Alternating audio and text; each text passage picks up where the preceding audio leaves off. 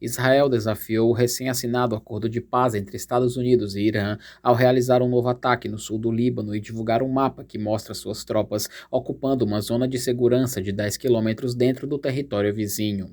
A permanência do exército israelense contraria diretamente as cláusulas do Tratado Americano-Iraniano, que exige o fim dos combates em todas as frentes e o respeito à soberania libanesa.